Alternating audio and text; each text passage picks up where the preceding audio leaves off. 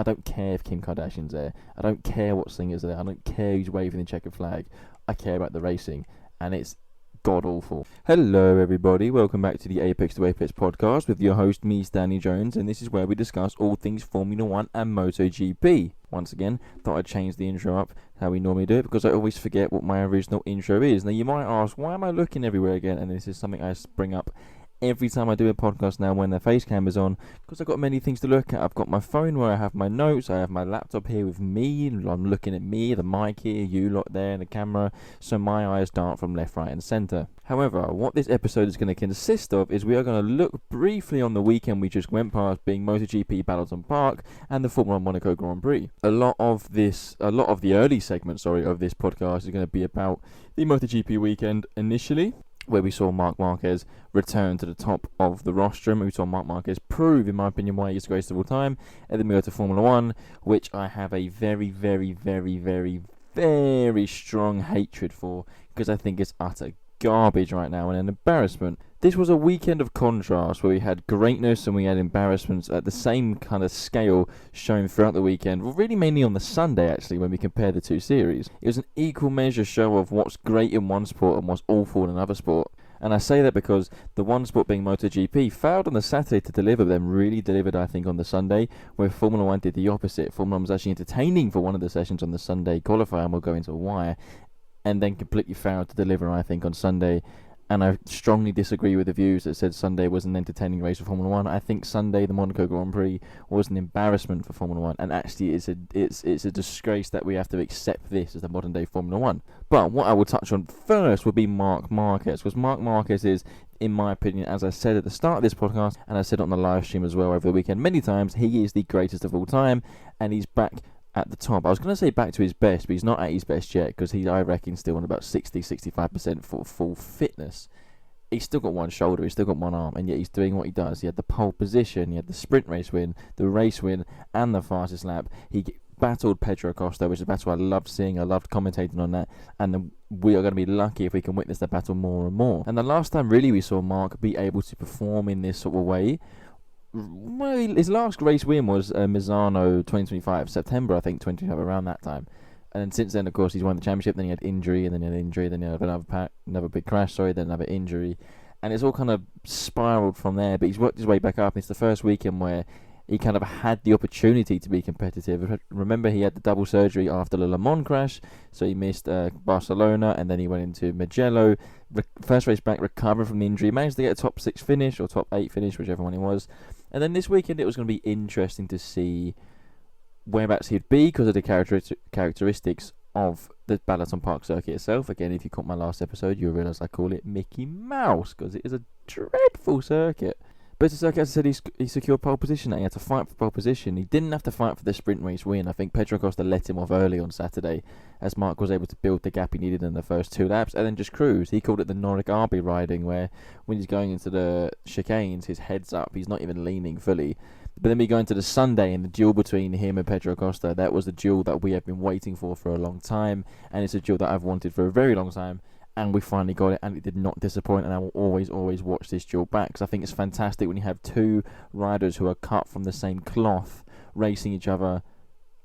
It's funny how they're racing each other how they would race each other, if that makes sense. You can put Mark and Acosta in swap the positions here, and they'd race each other the same way. You could put Mark on the KTM and Acosta on the Ducati, and they'd race the same way like this. And I think it was a perfect fight for MotoGP itself. It was, however, also Ducati's first win of the season. Now, so Ducatis, you might say, yes, Alex Marquez won in the Jerez in Spain, and the Gresini Ducati.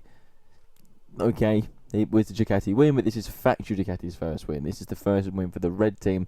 They're just about coming up the podiums now. You know, it took a long time to get a podium with that team. There's a bug. Not anymore. They're just about to get the podiums for the red team now. Of course, it's Marc Marquez to get the first win. I don't see Pecco Bagnaia winning one this year on Ducati, to be honest, unless the ones in front drop. Does it change? I wrote, in case you don't know, I made the app for myself, so I have the notes here. Does it change, I said. Does it change the championship picture completely? No, not yet, because I think if we could pull up the results, I believe Mark is about 72 points away from Marco Bezzecchi. Now, you might ask what happened to Marco Bezzecchi. We'll get into that down the line. because of course he scored 0 points on this on the Sunday thanks to his teammate Jorge Martin, who also scored 0 points thanks to himself.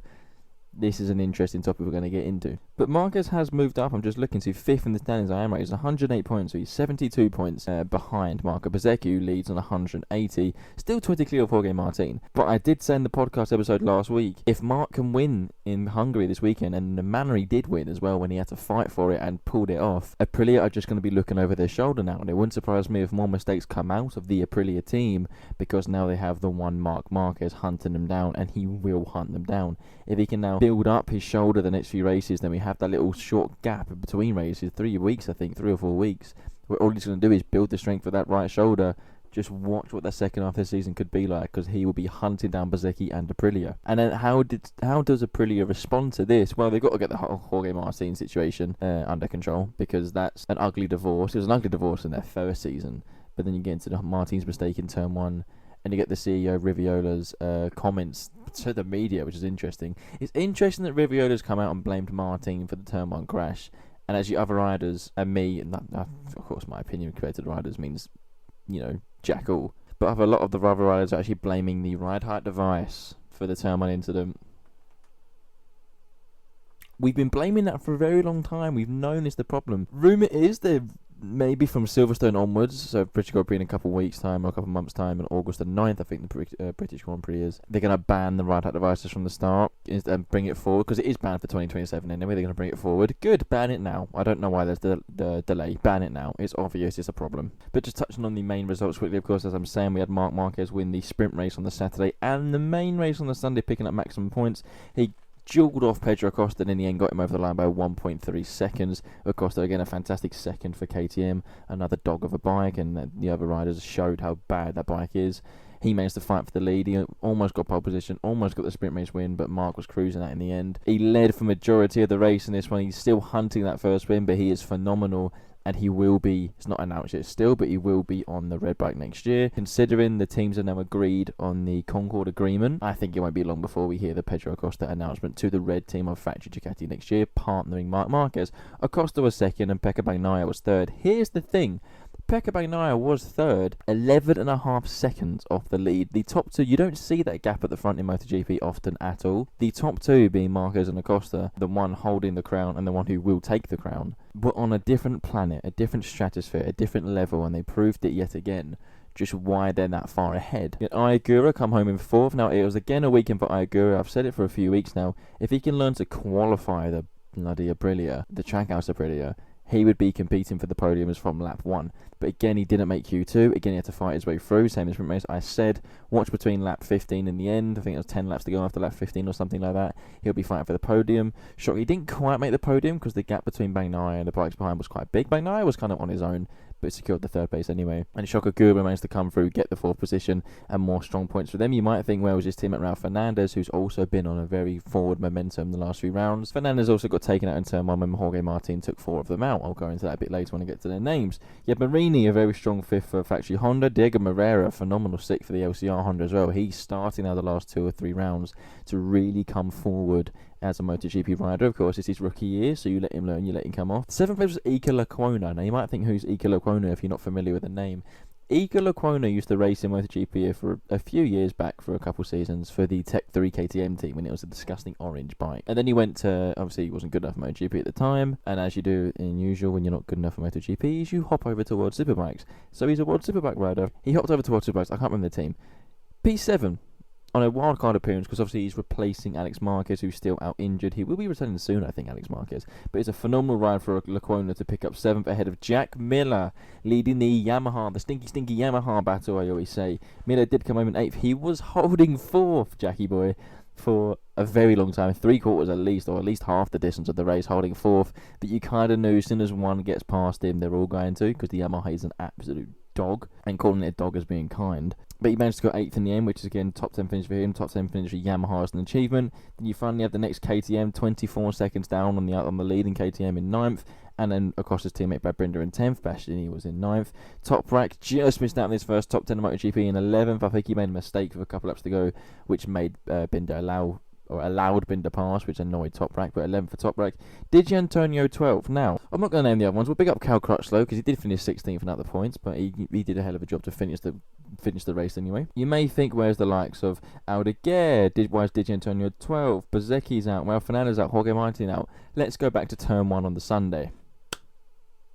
Down to turn 1. It's not that long of a run to turn 1 from the finish line. And of course, in MotoGP standards, all the bike kind of purge into one, and it's a horrible turn 1 at Balaton. It's a tight apex, and they resurfaced it, and it looked greasy, and it was slow, and it was disgusting and horrible. However, you go to turn 1, and if anyone remembers turn 1 of Motegi last year, the Japanese Grand Prix, you'll remember Martin did it where he hit the brake, the ride-out device kind of got stuck, he locked because he hit the brakes. He's made a mistake anyway. Then the front locks with the ride-out device locking when it's coming back up. He dropped the bike, took a couple riders out. Well, Martin did the exact same thing. Now, I'm on the level of the riders, the likes of Crutchlow and Miller, where they're blaming the ride-out device, and it's quite clearly that. It's also Martin's fault because he's more than once he's done this now compared to the other riders who haven't done it effectively, like to this standard. So Martin hit the brakes, he had a bad launch, so obviously he's trying to be greedy on the brakes, and he's hit the brakes coming into turn 1. When he's done that, of course, the ride-out device has done its pathetic thing. He's then locked the front, he's come off the bike early because as soon as he hit the front brake, the front dug in, which then kicked him up, so he was already out of control as soon as he hit the brakes. And when you're out of control and going into turn 1 in the MotoGP race, you're gonna hit the riders in front of you. He didn't just hit one, he is on a factory Aprilia, so he's already going to be out of the race. He hits Marco Bezzecchi, the championship leader, his factory Aprilia teammate. They're both out the race. They then hit DiGi Antonio. DiGi Antonio was unlucky because it clipped his back. So he managed to recover, get back on the bike, because he's already got a broken hand after Barcelona. Back on the bike and finished 12th, so big up DiGi Antonio for that. They also took out Aldeguer. Aldeguer, who's racing on one leg, remember, because he broke his tibia or fibia, one of them in the pre-season. He got a whack to the right side. Aldeguer was out. Ralph Fernandez on the outside. He got clipped by all the bikes as he flung over them, and Ralph Fernandez out. So that's 4 contenders already out on lap 1. So Acosta and Marquez. Marquez said he heard a bang coming out of turn 1 and was like, oh, what's happened there? Bagnaia was lucky none of them hit him, but Marquez and Acosta knew, okay, they're home dry here. It's going to be a 1-2 if these two can stay on the bike. And that's, for those two leading the race, that's the ideal start. The riders get taken out. It's just between you two. I don't think anyone would have caught them. The gap wouldn't have been 11 seconds like it was to Bagnaia. I think Bagnaia was very fortunate, actually, to come home in 3rd. I think with the others, he probably would have been about 6th and 7th, but they were out the race. What can he do? He picked up 3rd. The others were tasting the dirt thanks to Jorge Martin. Now, what this did enable was it gave us finally, it gave us Marquez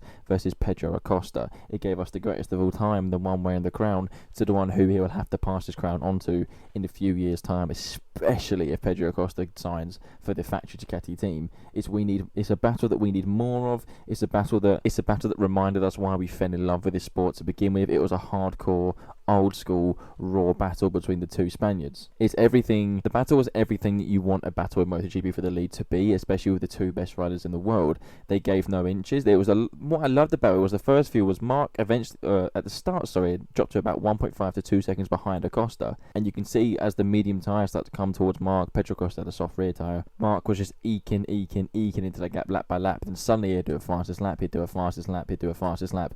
Pedro would then reply with a fastest lap. Mark would then go even faster the next lap. So they were stalking each other on the limit of what they could do. Suddenly when Mark got within 8, 7 tenths, you think, okay, it's on now. That move's going to come. And wow, did it come. Did it absolutely come into the chicanes. Pedro Acosta absolutely refused to be bullied or give up the position. A lot of people then, Marc Marquez has that aura with him now, but when he's come in, he will just work his way past. Pedro Acosta was not having it at all, and I think it was beautiful to see.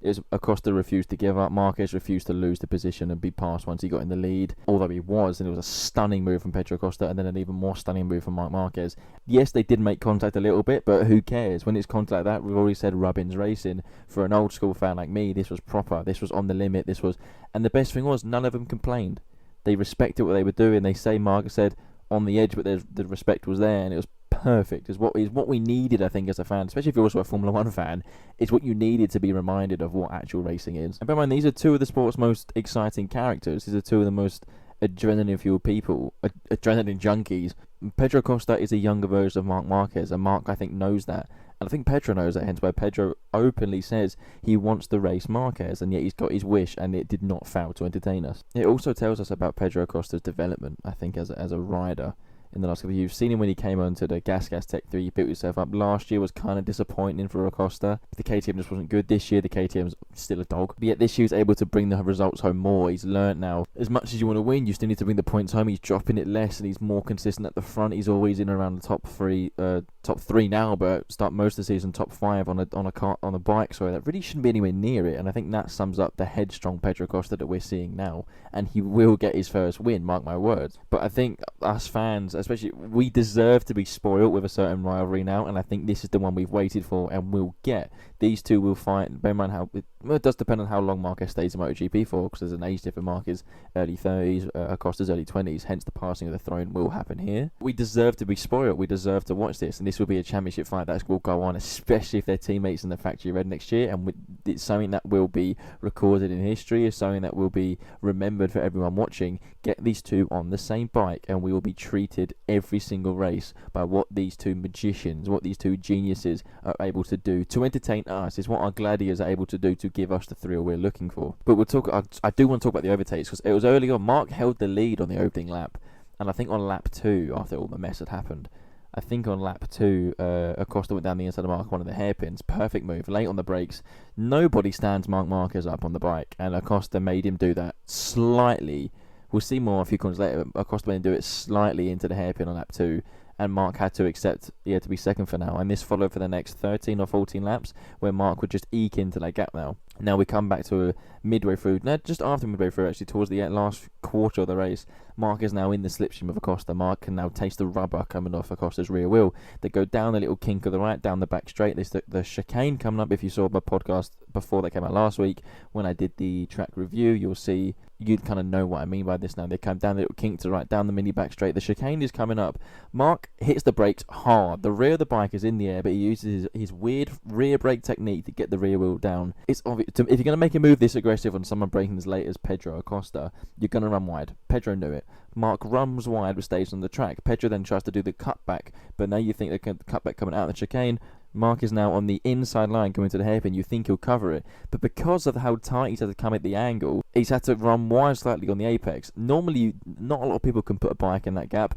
Pedro Acosta put his KTM perfectly, exactly in that gap where Mark has left open, made Mark fully this time stand the bike up. No one does that to Marc Marquez. Pedro is not afraid to do it, and that's what we love about him. And Mark accepted it and took the challenge on, and I reckon they were both grinning in their helmet when doing it. Marquez had to fully stand the bike up, and he's back into second place. Pedro's taking it, and you can see they're on the limit now of the bike. They're leaning everywhere, almost headbutting the floor in the corners.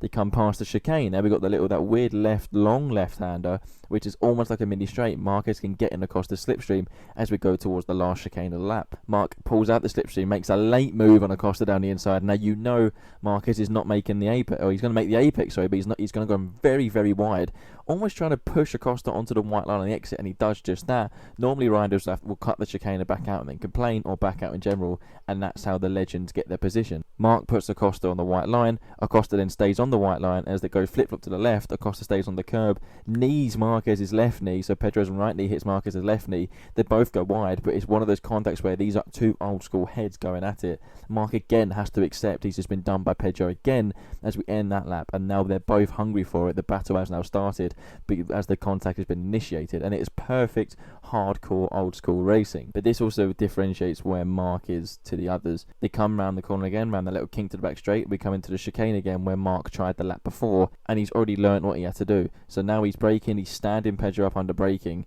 and he knows he's going to run even wider now to not give Pedro the choice to cut back and stay on the curb, or Pedro can cut the corner. This is Pedro's choice now at this point, because of where Marquez has put the bike. Mark comes into the apex. He's obviously wide, but he's got the line from the one, and he does not leave Acosta the room to make the cutback, so Acosta has to back out, because Acosta doesn't want to cut the corner, because they're very fishy now in MotoGP when you take that advantage cutting a corner. So Acosta's had to back out. He goes on the curb, but Mark's really put him in the perfect position where he has to run at the chicane, and Acosta really doesn't. Acosta had to drop all speed, and it's the perfect overtake. You can see he learnt from the lap before. Since then, I thought Mark would check out. I think he cooled down a bit because the gap stayed around him with a second and a 1.5. But I do think for a lot of the laps, one lap was that one would push, the other one would then push to respond. Mark would then push, Acosta would push, Acosta would then push, Mark would then respond.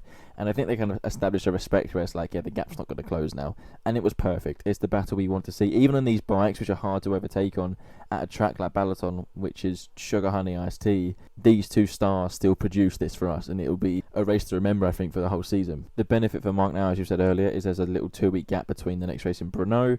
Brno will be interesting. It's a physical track. I mean, they're all physical tracks really at this point, but it's a long track as well, and a lot of right-handers compared to left-handers, which is rare. Mark has a couple of weeks to heal that. Then he's got Brno. Then if it becomes the Sachsenring. Wait, Sachsenring is Mark's home. It used to be Mark's home. He won there 10, 11 years on the bounce. It used to be his home. Obviously, it's all left-handers, so watch out for Marquez there. And then he's got that few weeks gap where he can build it. And I think from Sachsenring onwards is where you're going to see him really eat into that gap for the Aprilias. And Pedro Acosta, what more can Pedro Acosta do? He can't do more on the KTM, which is a dog, as we said. Again, the dog is being kind. The bike does not deserve to be where it's finishing with Pedro Acosta riding it, and I think everyone knows that. He knows that for sure, hence why he won't be there next year. He's going to be on the red team, as we said. And he's got to just withstand this season of coming up second race. He's going to be the bridesmaid, I think, most. There might be a chance, depending on who drops it, for him to get the win this year, but he's going to have to accept, and I think he has. He's going to be the bridesmaid. In majority of the races, he's going to be competitive in this season, but that's not going to stop him. He's not going to give up on that. He's still going to hunt for every position he can, and every sniff of a win he can, he's going to hunt for, and that's what we love about him. He's accepted the situation, and at the same time, hasn't accepted the situation. Hence why he's always at the front on the bike. That is Charlie Rapp. He's given himself every opportunity. He was giving the team every opportunity to try and get the win, but no one could do more on this bike than what he's doing now. And you feel for him in one way, but at the same time, you kind of admire watching him, what he's able to do on this bike. Now, if we go to the chaos of the MotoGP race, which, as he said, was the Jorge Martin crash at Turn 1, and it's the championship chaos. It sums up the chaos that sometimes surrounds Jorge Martin. He took out 4 riders on the opening lap, 4 contenders on the opening lap on the opening corner, one being his teammate, in a team where obviously it's quite obvious that the factory Aprilia bosses are not big fans of Martin. There's always some controversy around somewhere if he's not pushing his own mechanics in the pits. He's clashing with other Aprilia riders, and his Martin sometimes doesn't help himself, and this was the occasion. I said on the live commentary on Twitch, Apex to Apex Pod, if you're not subscribed or followed to the Twitch account, if you're not there for the weekend streams as well, if that Aprilia contract wasn't already ripped up in the bin before he signs for Yamaha, I think it is now, especially after Ravola's words. Ravola's the CEO of Aprilia Racing, especially after his words in the press afterwards, slating Martin himself, which is rare you see that.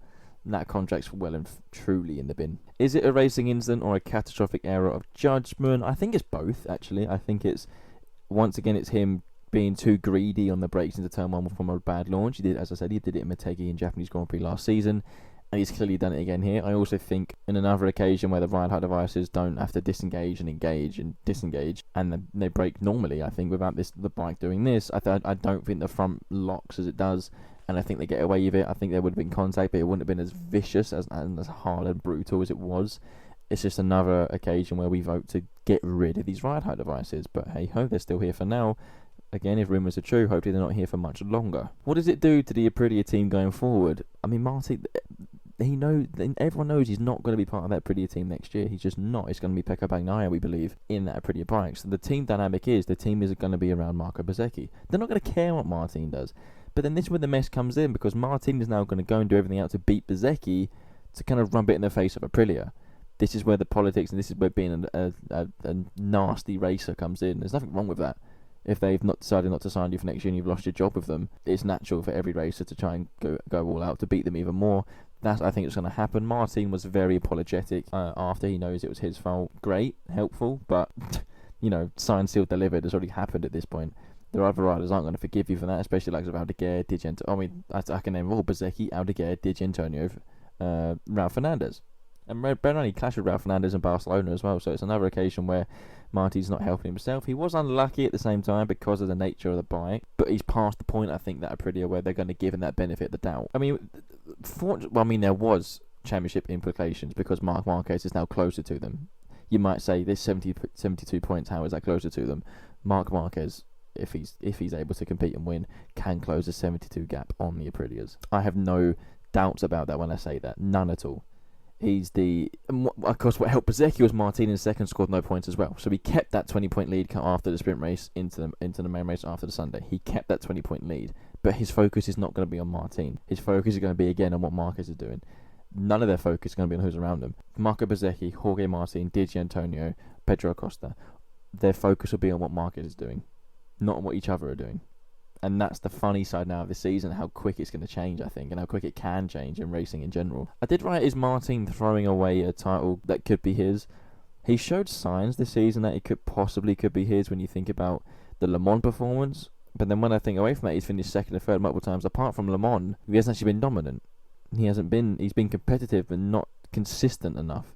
Like Bezzecchi has been on the Sundays. Bezzecchi still got to sort out the Saturdays. So I don't think it's Martin's to lose. I think it was Bezzecchi's. It's definitely Aprilias to lose. And again, I said before last week, it's now going to be interesting to watch how they can respond to the shark of Mark, or to the ant, wherever he calls himself, of Marc Marquez coming to hunt them. They've never been in this position before in MotoGP. The only way to learn how to deal with it, especially in these standards, is by being in this position. So now we get to see the mental strength of the team, the mental strength of Bezzecchi, the mental strength of Martin, considering he's probably going to downgrade next year to the Yamaha, which is an absolute joke of a bike in a team, as Fabio Quartararo will amend to. You think, how much patience does an Aprilia team have with Martin? Because he joined last year, and then there was the contract mess, and he got badly mismanaged and wanted to leave, then came back, then was competitive, then fell off and broke everything again, then came back and fell off and came back and won, and that's taken out his teammate when the team really...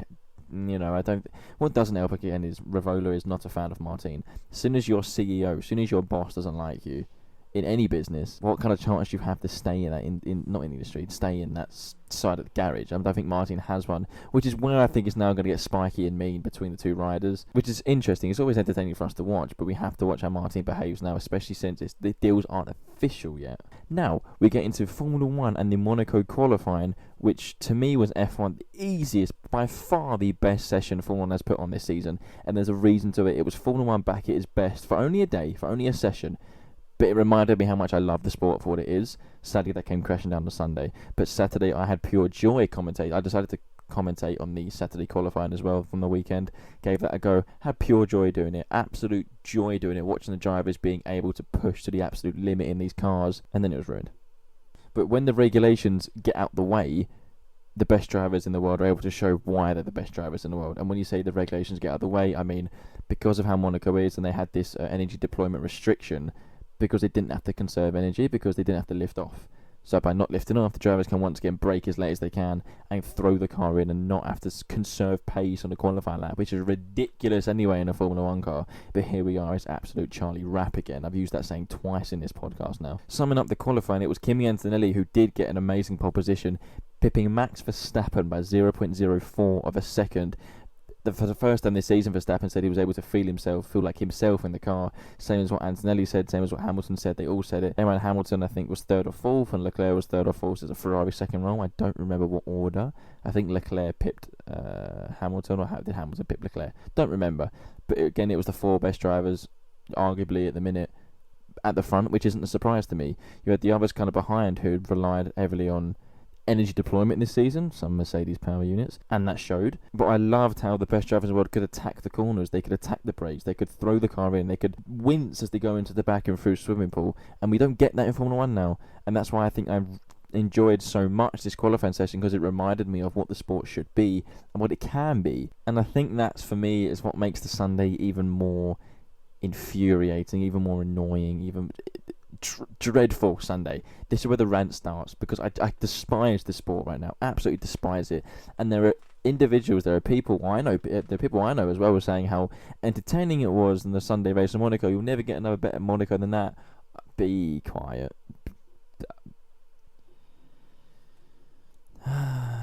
It's it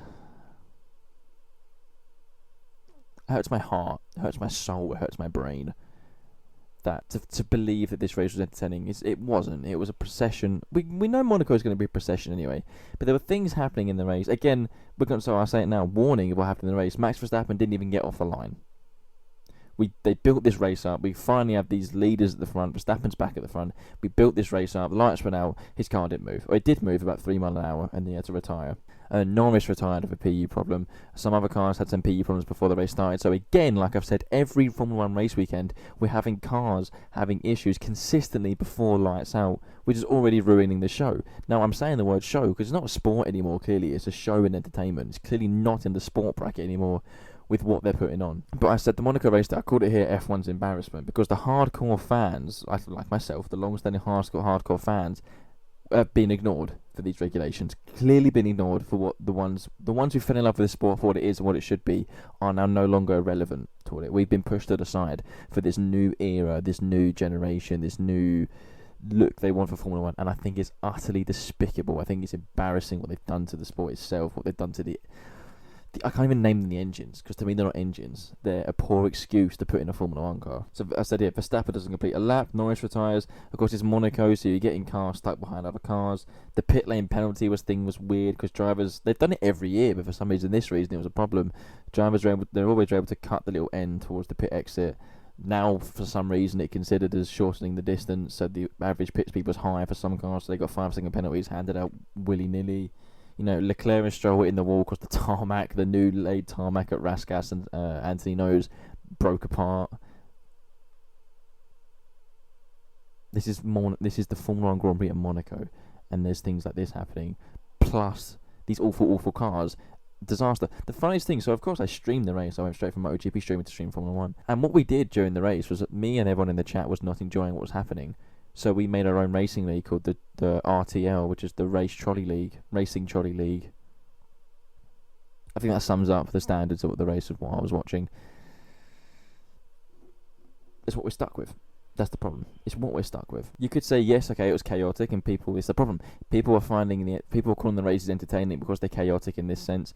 6 or 7 retirements, safety car, red flag. That's not entertainment. That's not racing. I want to be entertained by the racing that Formula 1 used to do, and the tactics, not this. Should I say Charlie Rapp for the third time? Yeah, sod it, Charlie Rapp.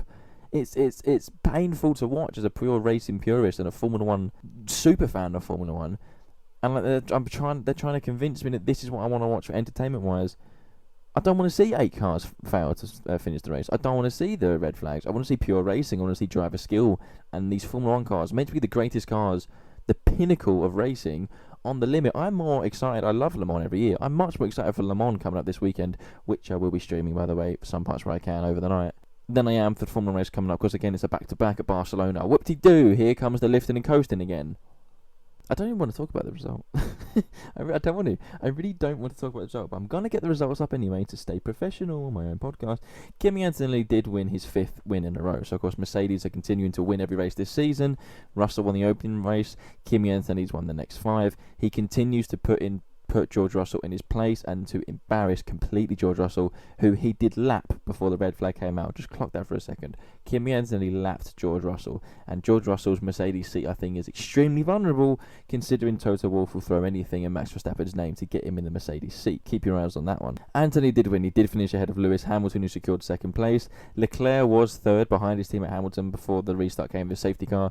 Leclerc and Stroll were the 2 riders who hit this broken piece of tarmac and went off into the wall, so no points for Leclerc, who was annoyed anyway. He was getting frustrated at the Brembo brakes in his Ferrari, saying they weren't working. Brembo have weirdly bit back from that as well, which is odd. Hamilton doesn't use Brembo brakes, he uses another carbon something. Wouldn't surprise me if Leclerc starts doing that soon now, bear in mind how nasty this little feud has gone between the two. But Leclerc was in the wall, Hamilton was 2nd. Isaac Hadjar secured 3rd for the Red Bull team. He had complaints all raised about the power unit, wasn't given enough power, he had problems the whole time. Managed to stay 3rd and 4th, dropped behind Russell, I think, but the safety cars helped him. He's got 3rd, a good result for Hadjar actually, because it's his first podium for Red Bull as well. Went to it at Monaco, not bad at all. Oscar Piastri 4th, McLaren were quiet and slow. Piastri was the only McLaren finishing. Norris broke down twice over the weekend, once on Friday practice and the other one on Sunday. Again, Norris had problems with the power unit from the start. Liam Lawson, the one two I will pick up would be the RB Cash App, whatever they're called. Viva RB Cash App, Toro Rosso, Minardi, Liam Lawson and Lindblad. 5th and 6th for those, I think, is an incredible result for them. They kept out of trouble, they kept their noses clean, they both had decent pace. Strong results for them. I think it's 18 points for them as well. The one I feel sorry for is Pierre Gasly. Now, the reason why I feel sorry for Pierre Gasly was because he crossed the line in the Alpine at 3rd, and he was celebrating the whole outlap. Finishing 3rd in an Alpine is a big achievement anyway, let alone be at Monaco. The team failed to tell him he had another 5-second penalty. And I say another because he had 2, both for pit lane speed infringements because the thing was broken. So he didn't know. So he crossed the line in 3rd, thinking he'd finished on the podium, and dropped down to 7th. But it was a hell of a drive from Gasly. Sadly, didn't get what he deserved. Albon was 8th. Again, he spent most of the race arguing with his Williams team. That's a relationship I can see ending in the next couple of years, because they always seem to argue more than actually race. Due to penalties, Ocon, I think, also got bumped up to 9th with Fernando Alonso securing Aston Martin's first point of the season. Of course, Alonso did. He didn't finish 10th. Actually, it was Sergio Perez finished in 10th. Actually, no, it's Hulkenberg initially finished in 10th. He made contact with Sainz because they all bundled up after the restart because George Russell was doing a slow tactic. You might notice I didn't mention Russell's name. I'll go into why in a second, because he finished 12th and out the points in the end. Hulkenberg tagged Sainz, finished 10th or 9th. Hulkenberg got a 10-second penalty. That promoted Ocon into it, and that promoted Sergio Perez into it to get Cadillac's first points in their Formula 1 history. Perez then got demoted because of a 5-second penalty with the pit lane. So Alonso picked up the point. So big up for Alonso, but also sad for like Perez and Hulkenberg. George Russell was in 12th. Now you might think why. One, he got lapped by Antonelli. He was nowhere near in qualifying, nowhere near on race pace. Stuck behind Isaac Hadjo, who had the engine problem, but it's Monaco, so you're going to get stuck. He then got a penalty again for the pit lane speed thing, and then this is where Mercedes messed up. They pitted Russell when they shouldn't have in this moment behind the safety car, and he had to queue, and then they didn't serve the penalty. They went out, and then the rules now are, I found out during the race, you have to serve it in your next pit stop. They didn't do that, so then he got another penalty dubbed onto him, which he found out in the red flag. In the end, was a drive-through penalty. Now, what happened afterwards, I don't like. And it's the fact that after the restart happened, Russell moved up to 3rd, 4th or 3rd, I think he was 3rd. And bear in mind, he is one who really advocates for safety racing and fair racing and clean racing. He got to 3rd, and going up the hill between Sandoval and up the hill into turn 2, Casino Square, turn 2, Mirabeau, Massenet, Casino Square, wherever they are, he didn't get out of 4th gear coming up the hill. And he's quite clearly employing this tactic that I don't like happens at Monaco, because Williams did the same thing. They swapped the drivers round, and Albon had to back off to give Sainz the gap to pit. I don't like it. I think it's ugly racing. I'm a fan, weirdly, of dirty racing. I'm not a fan of ugly racing. That's that. There's a fine line between it, and I'm very happy to define it for anyone.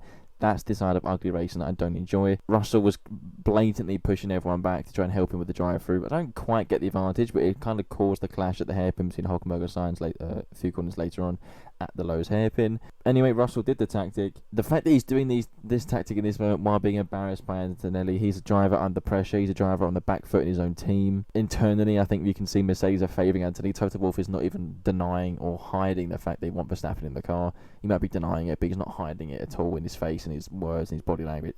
He'd do anything to get Verstappen in his Mercedes car, and it will be George Russell biting the bullet. But Russell still trails Antonelli by a distance, a considerable distance down the championship, considering Antonelli's won the last 5 and Russell's failed to perform in any other of his 5, especially Monaco. But here's where the rain kicks in. And I said at the start of this little segment, the hardcore fans, like myself and people I know, we are the ones being ignored. They've taken the sport from us that we loved, and they've changed it for the new generation, for this new era, which is pathetic and soft and sad. And we're not watching the best drivers in the world be able to race and prove whether they're the best drivers in the world. We're seeing the best drivers in the world be restricted. We're seeing them be held back. We're seeing this poor excuse for a Formula 1 season, for a Formula 1 car. If they had decent engines, even last year's engines, I don't like hybrids at all, but you could have had last year's engines on these chassis. It would have been almost perfect. But no, they had to mess something up, and they messed it up majorly. We've been shoved to the side to appease the newer generation, and it's disrespectful to us. It's embarrassing to watch. It boils my blood when I have to watch these sort of events, these sort of races, and it boils my blood more that people were trying to sell to me that it was entertaining. I know when Formula 1 is entertaining. I know the Formula 1 I enjoy. I know the Formula 1 that I will watch weekend and weekend out and talk about it all the time. And I know when I hate it. And I know the fact that I hate what it is now, and I hate the product it's become. And you can thank Liberty Media for that. And they're coming into MotoGP making changes that I do not agree with, and really, my dream would be that they kind of disperse from motorsport itself and stick to the entertainment world. But now they're making the sports I love entertainment, and that's where it does not sit well with me. But Monaco is the prime example. Qualifying was fantastic because the drivers could push to the absolute limits. The race was dreadful. It's the drivers proved on Saturday their greatness, especially some of them proved they can achieve greatness and how good they really are in the world. And then on the Sunday, the cars are not letting them show it again. And it doesn't sit right with me at all, and it shouldn't sit right, in my opinion, with actual Formula 1 fans. I don't care if Kim Kardashian's there. I don't care what singer's there. I don't care who's waving the checkered flag. I care about the racing, and it's god-awful. It's the real adrenaline that made you fall in love with F1 a few years back, or when you were around as a kid falling in love with Formula 1, has gone. I don't get any adrenaline from it now. I had more entertainment talking about, again, the Racing Trolley League we created in the chat during the live stream, or messing up a word was more funny. We were just having a laugh in the chat, not actually watching the Formula 1 race, because we didn't care. None of us cared, and that's the problem. They're going to lose millions and millions of viewers, and you might think it's exaggerated. Maybe I am exaggerating a little bit because of my passion for the sport. If they do lose the amount of viewers, they deserve it. The rule makers and the ones who run the sport deserve it. Now, I mentioned Liberty Media. It's because I have a disdain for Liberty Media. In my opinion, they took Formula 1 in the wrong direction, and they're taking MotoGP in the same direction. I think, or they're trying to anyway. Liberty Media came to MotoGP, and one of their first decisions, their first big decisions, was really a bad one. As I said, I've mentioned it before, was taking away Phillip Island, in my opinion, the best track on the Canada, for some god-awful street track in Adelaide where they were trying to injure the riders. Why? They've now agreed on a rule where next year the riders throughout practice sessions have one bike per rider, but you have two for the race to keep the flag-to-flag races going. One bike per rider in the practice session is not... How many riders fall off because they have to find the limit? They have to fall off to find the limit. And now when they do that, in what's going to be a shorter practice time as well, reduced time, so we're seeing less risk taken and we're seeing less time on track. But they're not changing the prices, are they? The prices in Liberty Media now, MotoGP are kind of fair now. They're just going to go up. Look how they've gone up in Formula 1 the last 5-10 years. Shot up through the roof and no one can afford it. And now we're being forced to buy these tickets. Not forced, but they're trying to sell the tickets to us for the sport we love, to watch them less on track and for them to take less risks so there's more careful and less entertaining. And you're going to say they're doing the one back to save cost. Save cost my arse. What they should do is lower the ticket prices and then you'll sell out the grandstands and make more money that way. Give us the bikes on track. I don't understand this push for this. Oh, it does me in. I don't understand this push for hiding these. I kind of liked what Bernie did in F1, where when you saw a Formula 1 car, it was special to see it. And I get that as the angle that they want from it. But they're doing the wrong approach. They're then starving us for the tickets. And then starving us for the sessions. Starving us from watching our gladiators push to the limit. Makes no sense to me. There's one thing the MotoGP have signed finally, the new Concord Agreement. Again, Concord Agreement's been in Formula 1 for years. All the teams agree on certain things. They've now brought that to MotoGP. The Concord Agreement has officially been signed effectively, which means the rider transfers will soon be announced now, all in a big bundle, day on day, I think. Pedro Acosta, Ducati hopefully being one of them. Great, that's a positive from what Liberty Media have done, but they're also making these changes off the track, which are going to affect it on the track. Like, one bike is utterly ridiculous from MotoGP. I want to see Marquez and Acosta push the limit. I don't want them to just have to think about the Sunday morning on the Friday morning, if that makes sense. I hope it makes sense. It's difficult to explain the anger they give me when they make these certain changes. Like the rumour to go to the Miami circuit for MotoGP is suicidal. It's that the commercialization of motorsport is pricing out the very fans who built these sports. The very fans who love it day in, day out are no longer the ones applicable to go and watch it, to go and find enjoyment from it. I wish there's a tipping point where the casual audience, who Liberty Media are pleading to, basically, with these changes, lean more towards the hardcore fans, and they acknowledge the downhill slope that Formula 1 is on, in my opinion, in terms of being a hardcore fan. And I'm dreading they go the same route with MotoGP, I really am. And I hope there's a time where the two audiences come together and see this is not where the sport should be. I mean, the direction of travel for clear, they did it with Formula 1 and they're going to try to do MotoGP. It's bigger shows, bigger prices, less racing, less track time, which to me doesn't make sense. I don't go to these motorsport events, the MotoGPs, the Silverstones, to Formula 1s abroad, any race abroad, whichever one I can go to watch some big concerts and watch some big celebrity there. I couldn't give a monkeys what celebrities are there. Give me the bikes on track, give me the cars on track, give me pure racing, give me pure engines, give me purity, give me adrenaline. Not what I'm having to watch now. Thank God for Marquez and Acosta and how MotoGP is now, before Liberty Media get their grubby hands on it and change it for the worst. I wrote here, what would saving motorsport actually look like? I'm not sure. I think there's many conversations, well, I am sure, actually, in Formula 1, given me naturally aspirated engines and lighter cars. End of, and then that's fine. With these chassis, you can perfect from there. Get rid of the straight line mode, don't need that. Perfect. MotoGP, get rid of the wings, get rid of the ride height devices, give the riders more control on the bike, get rid of some electronics. Perfect. Get Liberty Media out of both of them. I think that saves motorsport as it is for the next few years. If you disagree with me, please let me know and I will debate all day long. That is going to be that though. I said Formula 1 will become a rant, and it did become a rant because it had to get off my chest. We do have a race weekend come up. Technically a double race weekend come ahead. I mentioned Le Mans is coming this weekend. We do also have Formula 1 at Barcelona. Not really excited for that one, but I'm going to stream it nonetheless. There will be a stream midweek where I chat with people in the chat. Come and join that one if you can. Remember, Apex to Apex Pod on Twitch. Follow that, subscribe to that, join that stream middle of the week. join the streams at the weekend as well for the Le Mans. I won't make the start because I'll be working sadly, but I'm going to stream hopefully some parts of the night of Le Mans itself because I do love Le Mans, and I'll be streaming the race on Twitch, Formula 1 on Sunday. As I said, Apex to Apex Pod on Twitch. Follow and subscribe. This episode will be going up on Spotify and YouTube. You can get it on Apex to Apex Podcast on both those platforms. Enough of that, that's enough said. I don't like the plug-in thing, but I'm getting slightly better at doing it. Anyway, listen to this on Spotify when it comes out. Don't know what day yet. I'm going to have to decide that when I edit it. Same on YouTube. Follow the, subscribe to the YouTube one, Subscribe and follow to the Spotify one as well. As I said, Apex to Apex Podcast. And I'll leave you with the punchline of this podcast, which is the race is just the punctuation. Thank you.